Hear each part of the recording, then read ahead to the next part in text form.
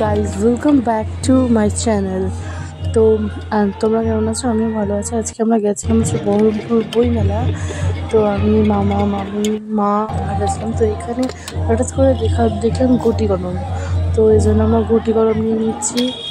এই যে ঘটি গরম, তো দারুণ লেগেছে ঘটি গরমের টেস্টটা। আর এই যে ঘুগনি খেলাম, ওইখানে যাওয়ার পথে ভুট্টা খেলাম।